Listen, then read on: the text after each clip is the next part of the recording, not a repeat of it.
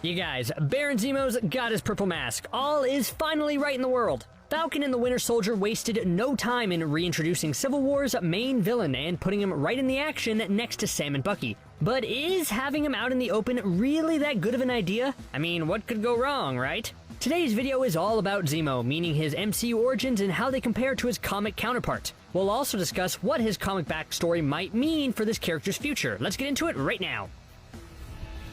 Baron Zemo has always been one of the most fascinating MCU villains who doesn't get enough credit. He was the bad guy in Captain America Civil War, but he's often remembered more as just the catalyst to get Iron Man and Captain America to punch each other in the most complicated way possible. But if you actually look at how well he not only formed a plan and followed through with it, but also how effective it was, then I think it's time to start thinking Zemo might be the most successful MCU villain ever.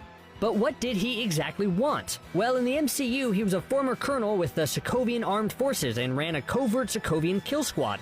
Now, that may sound scary, but it doesn't mean Zemo didn't have a heart. His family still meant the world to him, so that's what makes the events of Age of Ultron even more tragic. When Ultron set up shop in Sokovia and tried to turn it into a giant meteor that would destroy all of humanity, the Avengers were able to save the day and move on, but there was still a massive amount of collateral damage. When the dust cleared, Zemo found the bodies of his father, his wife, and his son all crushed to death, and that set Zemo on a path of vengeance. You see, Zemo is not some I want to conquer the world type of villain. No, he just wants to live in a world without the Avengers and superpowered individuals. The big swerve of Civil War is that we all thought Zemo was trying to release 5 new super soldiers from Siberia to sell them off. But he actually killed them all because he didn't want more of them out in the world. That brings us to the Falcon and the Winter Soldier, where thanks to his past run-ins with Hydra, as well as his desire to wipe out all the super soldiers, he makes a valuable ally for Sam and Bucky. Well, for now.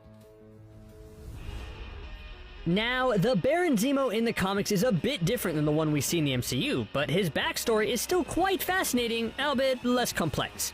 Comic Zemo comes from nobility and a long line of previous Zemos who all grew up believing in the ideals of a master race, and that his line deserved to rule the world. His ideals always put him at odds with Captain America, whom he wanted to destroy but never could. He also wears that signature purple mask for a reason. Early on in his life, a fight with Cap went wrong and he fell into a vat of Adhesive X, which disfigured him. That's already a little different than the Zemo we've seen in the Falcon and the Winter Soldier, with that Zemo seemingly liking to put the mask on while he does his killing because I guess he thinks it looks cool. Anyways, I think the most important thing to talk about with Baron Zemo is all his attempts to form a supervillain team. He's clearly a great tactician with lofty ambitions, so he often finds himself putting together a team of supervillains in order to take Captain America down once and for all. One of the first he organized was the Masters of Evil, which, well, that's a supervillain team name, alright. His OG squad included Radioactive Man, the Melter, and Black Knight, but of course, things didn't work out. One time, Zemo even died because he was blinded by a glare from Cap's shield and crushed by a rock slide. Don't worry, he got better though. Another one of his super teams was the Thunderbolts, but this was a bit different. There was a time where all heroes were dead, and Zemo used this as an opportunity. He formed the Thunderbolts, who posed as superheroes but was secretly the Masters of Evil in disguise. They would go around pretending to be heroes in certain situations, but then do things like gain government secrets and sell them. It's these team interactions that could shape where the Falcon and the Winter Soldier show is going.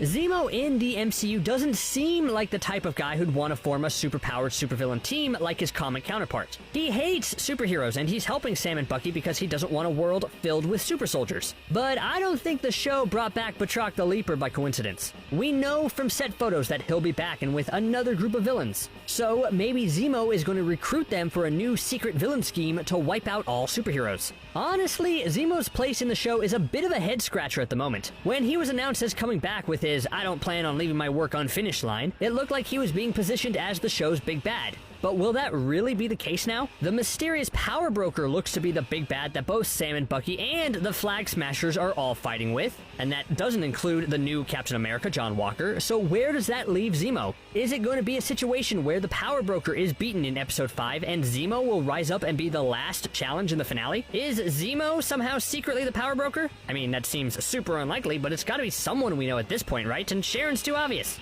Will Zemo be killed with a bit of a redemption arc? Or will Zemo just nicely go back to jail after they stop the super soldiers? Yeah, I don't think that last one is likely. Especially now, since he's got his beloved purple mask back. Whatever Zemo does though, I hope we can see him dance some more. That was an episode highlight.